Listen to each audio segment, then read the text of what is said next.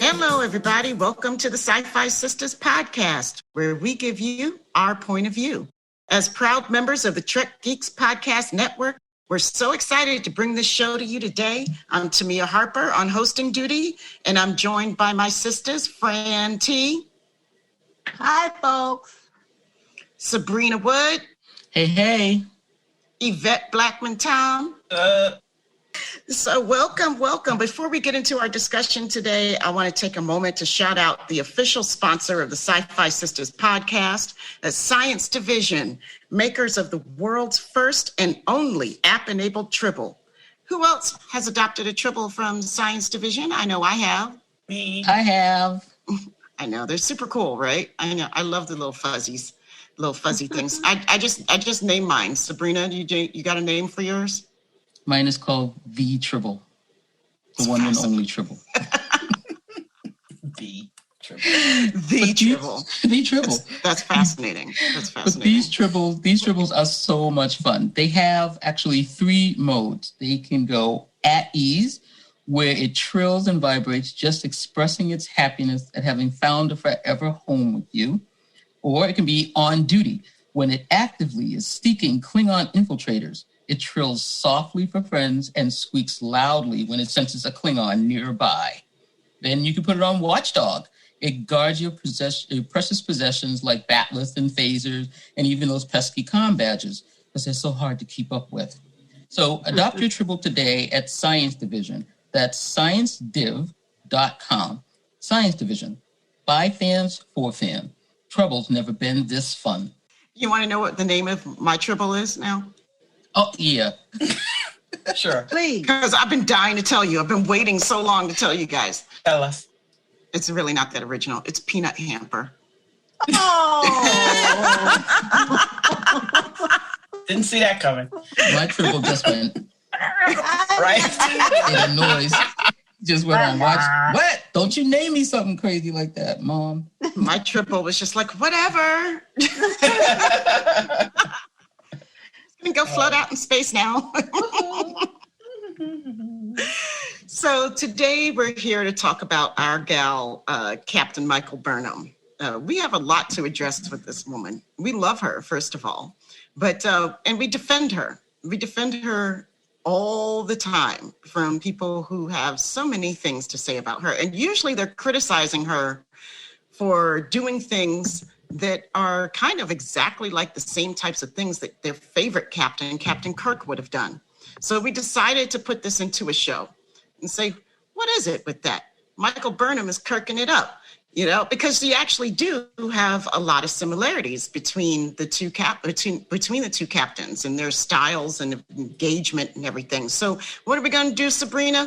We're going to debunk that myth. So both of them are impulsive and rash. They can be. Both of them are pretty much smarter than the average bear. And both of them can put the needs of others before their own. So I want to talk about how they're similar and how they might be different. But I really want to address, what's up with these gatekeepers? They have so many negative things to say about Burnham. A racist. Oh, that's just getting right to the point. Yes. Okay, thanks for listening. We're done. See you later. See you next week, y'all. That's our show. Oh, boy. She's right. Well, I don't know what else to say. I think that's the most part because, from the first trailer, people were upset about the captain and her first officer were both women of color. Yep. They were really upset about that. They were complaining before the show even started. So, yeah, I'm pretty sure Yvette has a point there. Race has something to do. While I was jumping up and down and screaming like, "Oh my God, this is actually going to be a Star Trek show." There's going to be a Asian captain and a Black first officer. What is happening? This is awesome. Everybody around me was like, "What is that about? What's going on? How could that be?" Where I hate this new Star Trek. I hate it. I hate everything about it. This is not my Trek. This is not real Trek. And not putting a name to it, but they kept saying those type of things. When, of course, if it was, I think even if it was men, it probably wouldn't have been so, it wouldn't be so high. It's just like, I can see, it reminds me of a dog trying to tear you apart, like a pit bull trying to tear something apart. And it's that, they hang on to it and it just won't let go. And it's just something, and then it becomes really nasty, and it just makes me very uncomfortable talking about her sometimes because of all of the I don't even know how to explain it. Vitriol? Yeah, that's a great word. It's horrible. It's horrible, the stuff that comes out of people's mouths when they think about this character that we actually care about, And I know that most of you here love her. I mean, I won't say I love her as a character, but I do think she's necessary. And I think she brings a lot of people joy. And why would you step on that? That's why I think it's just racist. Their feelings. And misogynistic too. Well, that too. I mean, because she brings a certain group of people a lot of joy. Why would you step on that? Right. Sabrina, what were you going to say? Well, yeah, and I agree with Fran because a lot of this stuff started even before we saw the storyline and what was going to happen. So I personally love Sonequa Martin Green, my favorite word. I love her. And her portrayal as Michael Burnham. I do have some issues with the story, the plot, and, certain things that they chose to do with the character. And I get that comparison or that complaint about it, but that's not what makes us crazy. What makes us crazy is, people saying, it's not my Star Trek because I hate it. And they just go off, completely off. Now, Janeway had the same problem. Kate Mulgrew had the exact same problem when that started, but it was basically, they were saying that she needed to be more like Kirk and she wasn't right. And she was an inept captain. I was reading some of the earlier reviews. And that show had barely taken off before, everybody just went crazy about it. But here's a quote that I found in one of the early responses. It was a comment to one of the early articles that came out by someone that just tore the show apart. And the commenter, and I'm sorry, I don't have this person's name, but if you're out there and you're listening, and I know you are. And we know you are. here's your comment.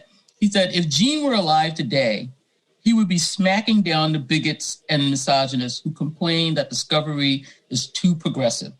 Not understanding how Star Trek has always been pushing social progressive boundaries is like going to the opera and complaining there's too much singing. That's brilliant. Yeah.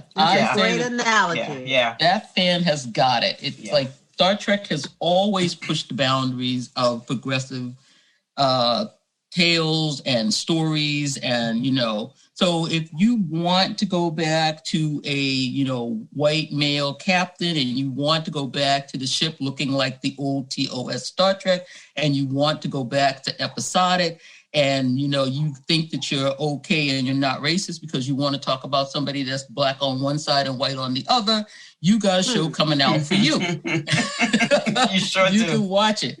But right now we're talking about Discovery and we're talking about how if you sit through this show, you will see that Burnham is Kirk and Kirk is Burnham. And we're going to tell you just how that happened. In a lot of ways. In a lot of ways. In a lot of ways. In a lot of ways, not. In a lot of ways, not. Right. But in the ways that people complain about her, she's Kirking it up. Yeah, she's cooking it up. Yep. I know. They did sum it up quite nicely, didn't they? So how, let's get into some of these some of these exploits, some of these. I mean, because I want to know, if we had one of these people in front of us right now who is criticizing Michael Burnham for her actions, I would say to them, how are her actions, how is Kirk's actions any different from hers? Let's take a few of these episodes and look at them, let's start go at the beginning. Yeah, let's start at the beginning. Start at the very beginning. Let's go to the Enterprise incident, right?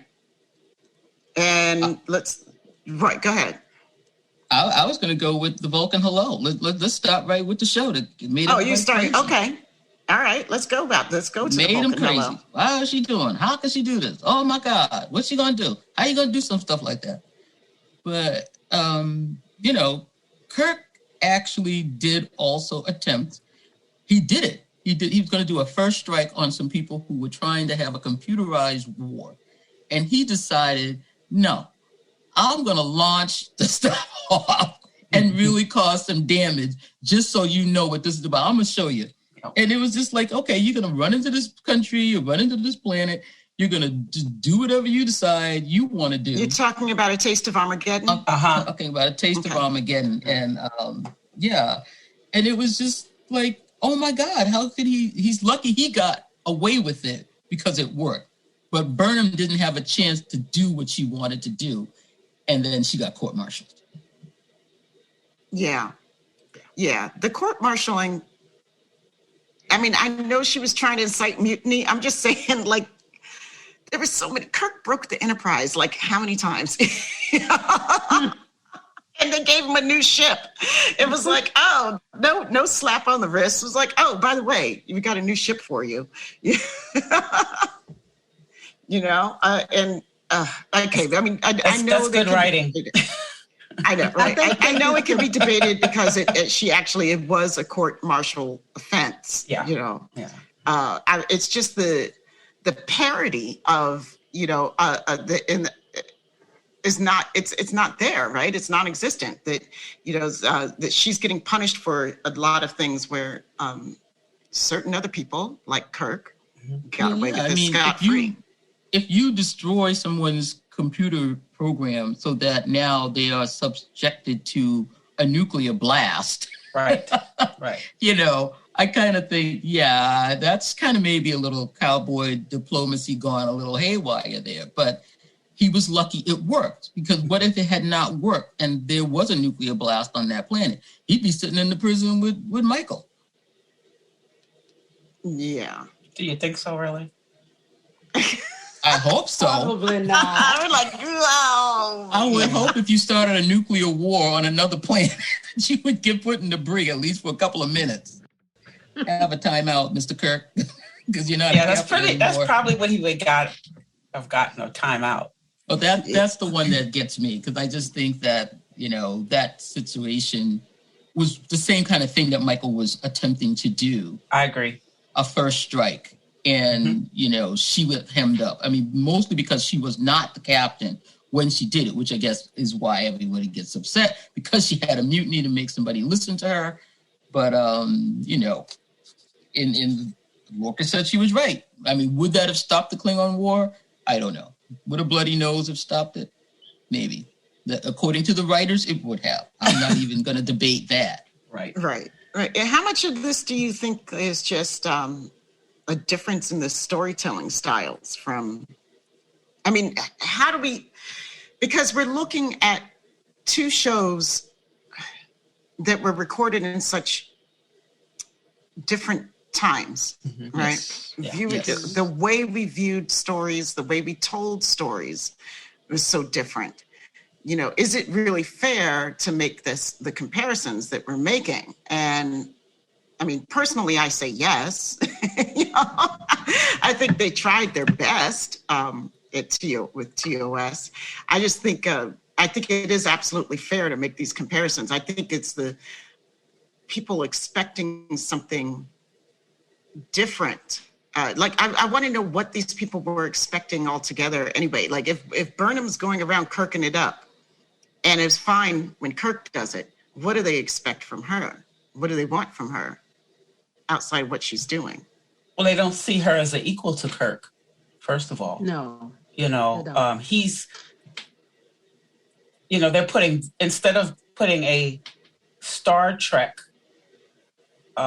spin on it or looking at it through the Star Trek lens, they're looking at it through their lens of a Black woman not being equal to a white man who was portrayed as this captain. And he's an icon. And don't get me wrong, he is an icon. When I think of Star Trek, I do think of Jim Kirk. So she has a lot to live up to also. But she is one of his, they're only like 10 years apart from what I remember.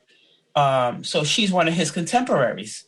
So of course she's going to have the same style as he does. And I think the writers did write her in that fashion where she is part of that cowboy diplomacy type captain. She goes out there, she's brash, she's really, really smart. Well, they're all really smart, but she does she's what still she's smart. She's smarter right. than everybody else most of the time. But Kirk is just as smart. Yeah, he was teaching at the academy when he was a lieutenant. So he's smart also. So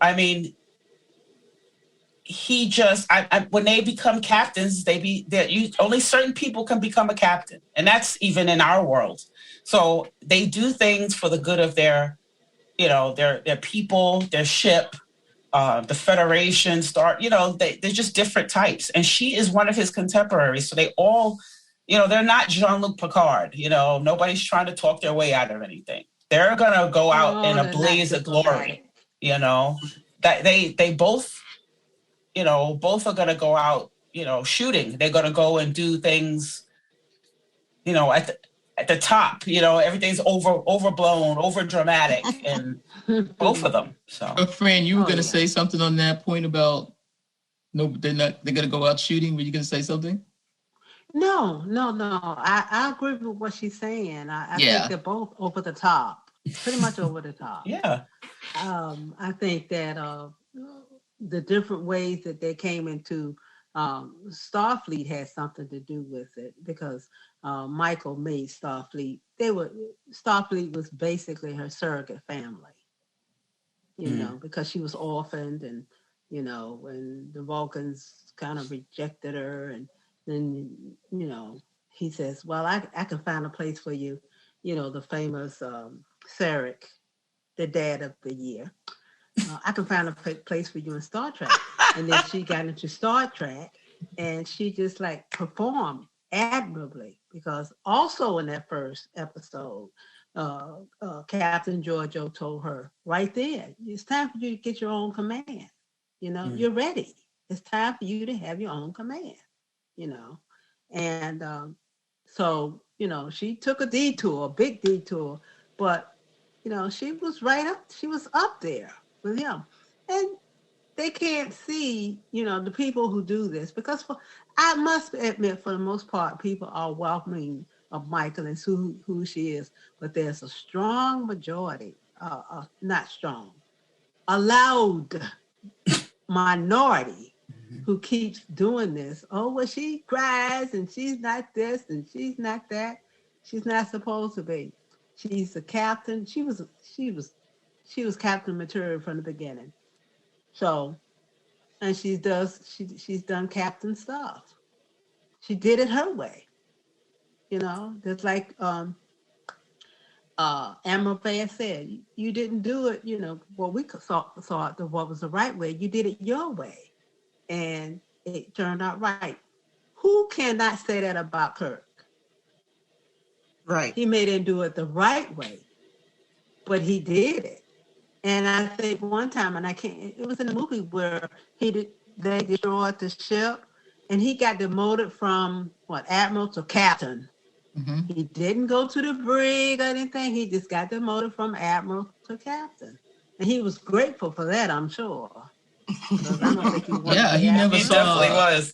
Yeah, he never saw. The other side of that court-martial desk, except for that one time when this is wrong. Whatever. It was a frame up. But no, they never did anything like that to him. But he was always getting. Michael's always getting talk to about whatever. But do you think that maybe it is also a factor of the fact, a factor that they put her in this position of being the first officer from the get-go, and they didn't give her, because she isn't the captain, she's also bucking that natural problem in the writing of the show, her position as the first officer as opposed to being the captain, so that if she were doing these things, like so if she had done the Vulcan hello and was the captain, she would be on par with Kirk now. Mm-hmm. Mm-hmm. So, it's kind of like they wrote this in there, and then I don't know if they just wanted to make all the sisters mad or what. Well, I mean, they had that whole trajectory that they wanted to show a story about somebody who wasn't a captain making their way to the captaincy. Mm-hmm. But why did it have to come from the over brig? That. From the brig to captaincy is my only problem with that whole arc. But okay, but we digress. Now we're getting into something else. We're going to talk about how Michael. That's a podcast itself. Is Michael. Yeah, so, but okay, I mean, they're also alike in some really kind of fun ways too. Like their cunning that they use, the guile that they use. Like I think Sabrina, you were talking about with I Mudd. Both of them have their fun ways with Harry Mudd. With the same adversary, which is even better. So, it's the same guy. and both of them have to get their ship back. And, and they go through this elaborate ruse and this play acting, and they're going to just set this trap for him. But I do think the one on the original TOS was definitely more hysterical than the one that they do in Discovery. But again, it was just this cunning, guile, play acting, and she's going to get that ship back. Kirk is going to get that ship back. I mean, Sonequa killed herself. Yeah, several times. I mean, excuse me, Burnham. Burnham killed herself to, so that she could get him to, reset the clock and everything to get the ship back. It's that self-sacrifice thing. Yeah. Constant. It's a constant. Yeah. That's who they are. Right. But Kirk as captain also, he would sacrifice himself. That's what I mean. They both are like that. They're the queen, the king and queen of self-sacrifice. Mm-hmm, mm-hmm. They are always trying to get themselves killed so they can save their ship and their friends. And I remember in the latest season of Discovery. So if you haven't watched the last season of Discovery, what was that? Season 3? Mm-hmm. If you haven't watched season 3, this is a little bit of a spoiler. So just jump ahead about 15 seconds and you'll be fine. When Stamets goes off on Burnham and has his little meltdown because she made the decision to leave Colbert on the other planet, and Stamets is like, we came here for you. We all came here for you. I was like, oh my God, first of all, stop being such a whiny little bee, come on. Second of all, that woman told you repeatedly, no, you don't need to come with me. I'm fine. I got this. I'm fine. No. Everybody wanted to come with her, But I'm saying that's just illustrative of the point. Like she and Kirk both are like, nope, nobody else is going to be put into danger over what needs to. I know I'm capable enough to get it done, to whatever needs to be done. I know I can do it, and everybody else can be safe, Mm-hmm. Yeah. And which is admirable and sometimes very stupid. You can't go around just willy-nilly sacrificing the most precious person on the ship, Mm-hmm. So, I mean, that's why it's not like just because they're similar that I'm like, yay, bravo, with all the bravado and everything. I don't necessarily agree with it all the time, but it exists and it's there in both of them. It's a trait that exists in both of them. I think it's a trait that probably is one of the things of a captain. Your crew is is everything. Your ship and your crew. You're gonna make sure that they all get out of whatever it is. I think that a lot of people put it on Michael that she's always the one that's got to do these things. But hey, that's the way they're writing this show. I think it's good. I think that one of the things when you talk about that scene, I think it's in Search for Spock when Kirk says, I am going to take the ship. I've already stolen the ship. I got you guys this far. I'm going to take this ship all the way. I'm going to find Spock. I'm going to get this whole thing done. And you don't have to come with me because you're all going to lose your careers and everything's going to be horrible. And they all say they're going to go with him. And just as you said, when Michael says she's going to go into the future and they can't come and I've got to go and I love you all. Okay, yeah, I agreed. It was a long goodbye, whatever. But, that crew decides they are going to follow her. And I think that ability to engender that kind of intense crew loyalty is something that they both have, where people will follow them to the ends of the earth. And that is something that you cannot make up. You can't learn that. That's a true mark of a captain or a leader, which I think both of them have in spades. Yeah. Yeah, I think that's such a great point. Like that folks will follow them. Folks do defer to them. Folks will listen to what they have to say. Yeah. And I think it's because the way they portray themselves as that person that could always get it done, and always have their backs. So in the end, when they need somebody, their crew is going to follow them. And it goes for both of them. We've seen it time and time again. Their crew will follow them anywhere. And they will do anything for their crew. So I just don't see that. They're both the same people. Yeah. Well, Michael had to prove also that she could make the hard decision. Because one of the few times I didn't like what she did was when she wouldn't shoot homegirl out of the airlock. Ariel. Ariel, yeah, the augmented lady. Yeah. And I was like, okay, just shoot her out of the airlock. Would you please just, you can't do it. Just, let her be gone and going back and forth. And I'm like, oh, please, the woman needs to go. She told you, just let her go, So she had to prove, speaking of whiny little bees, that she could make the hard decision with Stamets and sending him, into the place and everything. Okay, so yeah, I know your life is in the thing, but look, Greenie cannot get this ship. We're not going to let her get this ship. So you call her Greenie, Osira? Yeah, I did. I wish she was talking about. My God, now we're using racial epithets. I'm sorry. No, Y'all it's didn't not. hear No, this. Y'all I'm did not hear this Sci-Fi Sisters podcast. Okay. But she's part of the Emerald chain. Emeralds Kermit the are Frog green. is really upset with you right now. Who? No. Kermit? Kermit? It's not easy being green. And the whole girl, and she proved that. But I wasn't being racial. I was just being, just teasing you. Oh, okay. Emerald chain.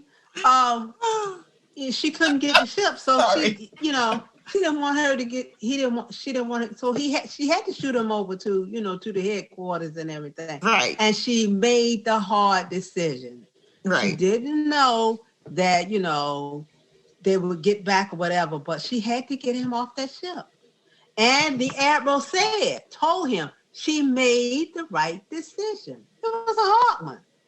I'm sure it was hard. You could tell it was hard from the look on her face that she really didn't want to do that. But that was the decision that she had to make. Just like Kirk. He has to make decisions, real hard decisions, and he makes them.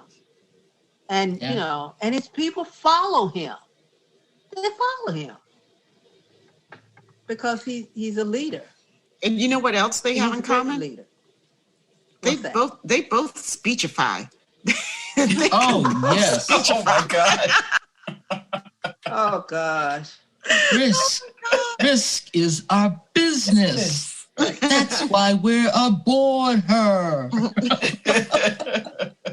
It's what we're here for. Oh my God, they will kill you. Those two will kill you with the speech. Be like, okay, whatever you want. Okay, I got it. Please, just give it to Stop them. talking. Okay, I already signed let up. them have it. But Kirk is always telling somebody about themselves and why they shouldn't be doing something. And, I don't understand when, people will throw that, the word of social justice word, or not even say it that way. They'll say SJW. SJW. So when did that become like a bad word? I mean, social justice is something that's a wonderful thing.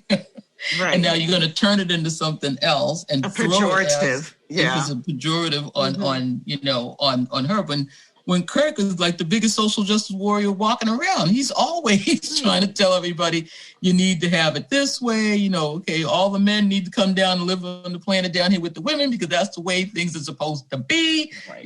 He's going to tell you the people up in the clouds need to come and live down with the people on Earth because that's the way it's supposed to be. Yep. And, he's always trying to tell you the way it's supposed to be. And they're like, no, it's not in our culture, no.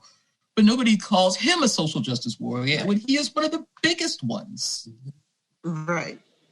Yeah. Kirk has issues with accepting other people's choices to be as they want to be. The folks were fine with Landru and the Red Hour. Nobody was upset with that. Kirk was like, oh no, this is not the way this is supposed to be.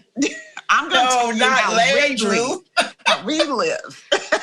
Nobody had a problem. Everybody was cool with purging out every once, I think that's probably pretty healthy. Everybody just knock that shit out your system right now and we can go on living, we'll be fine. Oh, the poor people that were on that planet with with Vol, they were okay. They were fine with Vol. They were completely happy in their existence. There was no reason for Kirk to impose his will. Well, they were kind of trapped. Vol had them trapped, so there was that. The ship was in trouble, but he totally destroyed the whole civilization. Not a problem. My ship is out. Are you good? You good? Oh yeah, they always left everybody in pieces. They're like, he left them in totally just they don't know what's going on, but not a problem. Oh my God. But and we do. I love Jim Kirk. I love Jim Kirk. I do. That's my boy. But that strength of character and that stubbornness, and they are really extremely influential personalities. People who follow them. And I think that it's really quite evident when you look at the Mirror episodes and what went on in that one Mirror of Star Trek. Yeah. And then what went on in the Mirror in the second season, because these two were really thrown in almost the exact same situation, except for some details, which I never really thought about so much until we were going to do the show. But, Kirk ends up going back, that he's in the Mirror universe, and he realizes this person that's his lover, she and he are now, in cahoots, and they're trying to take over everything and take over the ship and take over the universe. Mm-hmm. And Michael has the same revelation. She gets into the Mirror universe and realizes that Lorca is not her captain or not her crewman. This is her lover. And now she's got to act like, oh yeah, I knew all this to be true to the rest of the people and get herself out of this somehow. I'm like, okay, you're both in the same mirror situation, basically. It was crazy. So, and you see these two totally influence the person that they are, acting opposite. Mm-hmm. With their strength of character to change how these people view their own universe. And it's just amazing. I think that's what happened to Kirk. That's what happened to Burnham. I thought that was a great piece of writing, that it actually took until we started talking about this show and thinking before me to see the parallels there. Mm-hmm. That what the writers did. They really did go back to the original Mirror universe in theme. For this, which is lovely, which is better than we can say for DS9, and their Mirror Universe episodes, They went to a different mirror. They went to the alternate Mirror universe. All right. Well, after the mirror universe, I mean, I do love the mirror universe ones. I just kind of want to throw this question out there, which, we've sort of addressed a little bit, but I want to address it explicitly, that if Michael Burnham were not a Black woman, right? If this character was a man named Michael Burnham, do you think, and especially, and if not only if she was a man, but also if she was a white man, if she was a man or if she was a white man, do you think that people would be so critical of her actions? No way. No. No. Do you think that they would, if she was a Black man instead, that they would be so critical of her actions? I don't think so. I don't think so. I really think that female is the third rail, and Black female is just lay your whole body on the third rail. Right. Yeah, you're electrocuted. Just give it up because you're dead. You're dead. You're dead. I mean, because the stuff that Kate Mulgrew went through, with Voyager is pretty on par with what. And she was a captain from the beginning. Mm-hmm. Yeah, exactly. She was a captain, and I don't know what it is. I said maybe that turnabout intruder lady is right. These people aren't ready. They are not ready, and they say they are. And and I think there's a lot of like Fran was saying, it's a loud minority, because when this show came out, when Discovery came out, and I understand that being on a streaming service is different from being on broadcast, and so the numbers aren't comparative, but this is one of the best reviewed shows of all the franchises. Mm-hmm. So when it came out, people, the critics were like, "Wow, this is really great," and people, it made all this money for CBS All Access. And then just as the trolley kind of people did to Star Wars, and that came out and decided that they were going to hate that after they had loved it for so long, when a certain person became a stormtrooper. Mm-hmm. They came out of the woodwork, when Kate Mulgrew came out as captain, and they came out again when this one came out. So like I said, you can be happy that you've got your, white male captain, and, instead of making it one half white and one half Black, you can make it one half red and one half blue. And maybe then you'll feel better. Maybe you'll feel better. Right. But you know what we've kind of like missed in this whole thing? What's that? The influence they both had on Spock. Yes. Because remember, he looked up to her. Mm-hmm. He had idolized her at one point, and and she gave him the advice of, the character gave him the advice of reach for him, and I'm pretty sure, some people say it was McCoy, but I'm pretty sure it was Kirk. It was Kirk. Oh, definitely she would call him Kirk. Yeah. I mean, she didn't know who he was, but she didn't know who he was, but I'm pretty sure it was Kirk, and that's how him and Kirk, I think the writers connected it well. I thought that they both influenced him positively, so then, there's that, Spock is, her brother, her little brother, her younger brother, and him and Kirk had a brother relationship as well as a friendship. So let's not forget that part too. They both had Spock in common. Mm-hmm. Oh yeah, that's a big one. It is a huge one. And not only did they both have a huge impact on the man that Spock became to be, but they were both saved by Spock. Mm-hmm. Mm-hmm. Both. Many times. But many times, yes. But because he saved her when she was a little girl, right? Also. Yeah. Mm-hmm. Mm-hmm. Yeah, and he saved her as an adult. Yeah. Oh yeah. He saved her from the AI from. Oh yes. The little the nanobots. The nanites. The nanobots. I tell you, I was just watching it the other day. If you just watch the Tholian Web and that episode, it is like Spock saving each one of them in the last second as the stuff is coming. I mean, I'm like screaming, Spock, come on.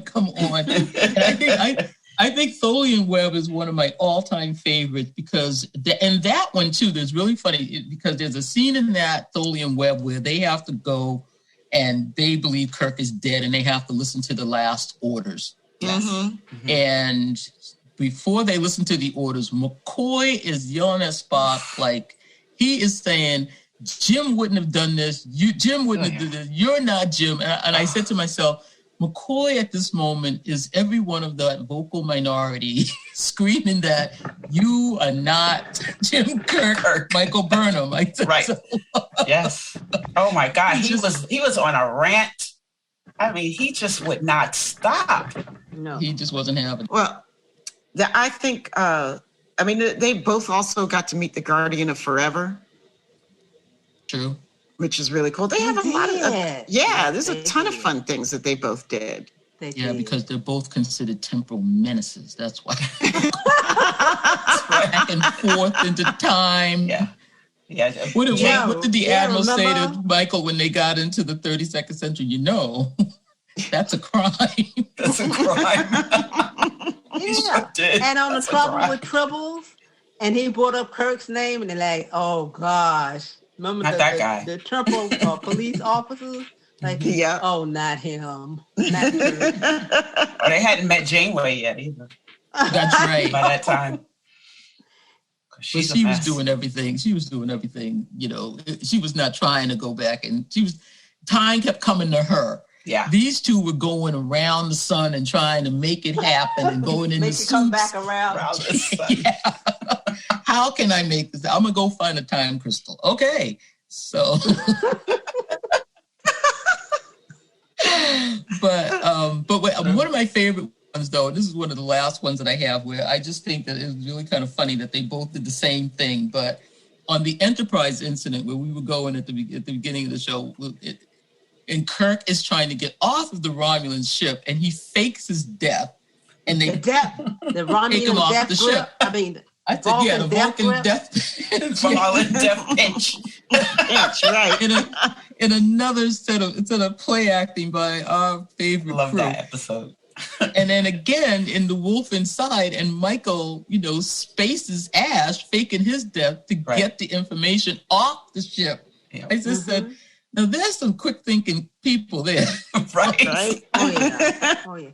And it wasn't Michael's not going to fake her own death, but she's going to fake Ash. Yeah, she definitely said, I'll fake Ash. And it wasn't a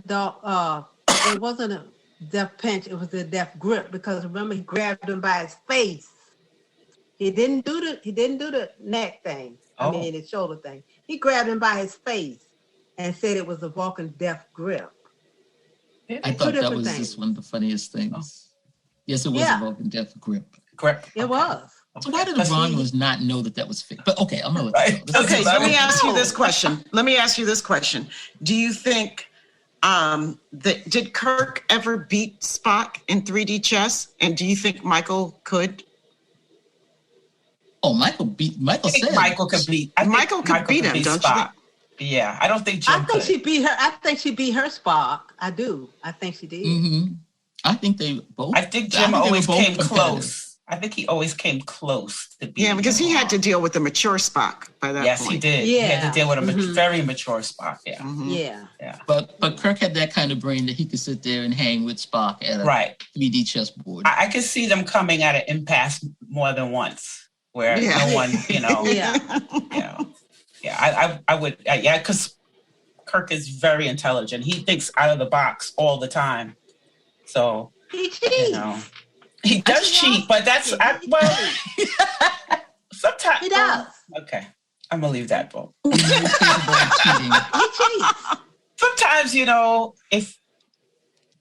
Sometimes, sometimes you gotta. Sometimes you gotta cheat. Sometimes you do have to cheat, especially if you're gonna be the cap. If you're gonna, anybody who's made it to the top and has got the flagship and is, I don't know how old. I can't remember how old Kirk was when he was captain, but he was pretty young. He's young. Yeah. So like 34. Yeah. Right. So there's no way you get there without fudging a few things. Cheating a little bit. Well, that too.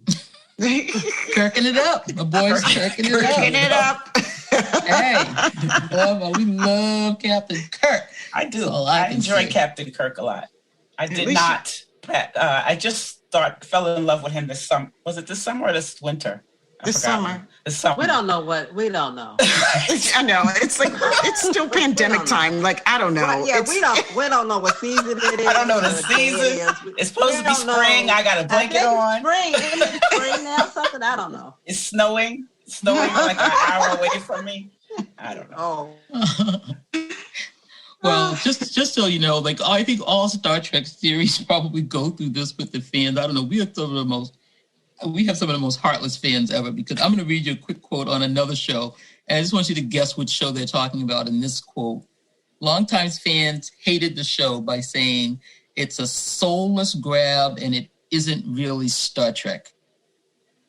And the show they were talking about was The Next Generation. Of course. I was going to guess. I was going to guess Next Gen. Yeah. So, don't worry, Discovery fans. This will all blow over. These people will finally, 10 years from now, like they said about Deep Space Nine and Voyager, which just broke a record. They'll be coming around talking about how they were there from day one. We'll be like, no, you weren't. No. Well, and not only that, do you not have to worry, because this is how it goes with every new Star Trek show, but you also don't have to worry because the Sci-Fi Sisters are here for you. Right. We're here for you. That's and we're not going to let those loud minority obscure our voices or our point of view or the truth. We're giving you the facts, Jack. Just the facts, Jack. Just the facts, Jack. I think it's been a great discussion on Michael Burnham Kirkin it up.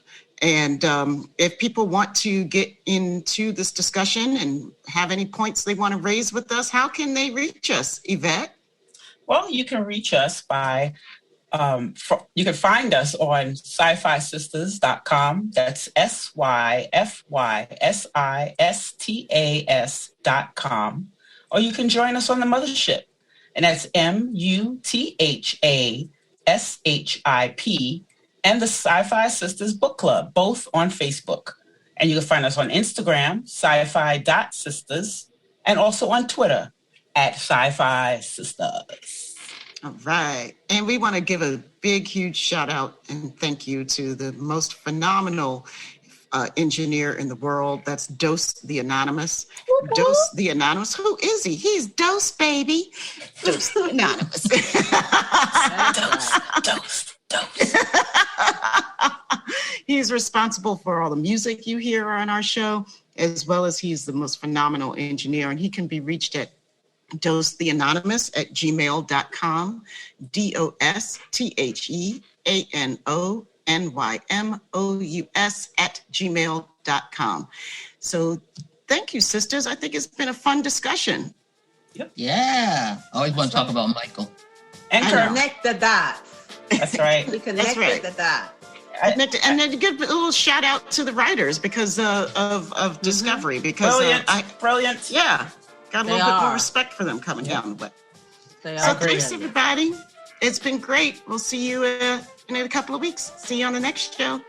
Peace, love, and hair grease.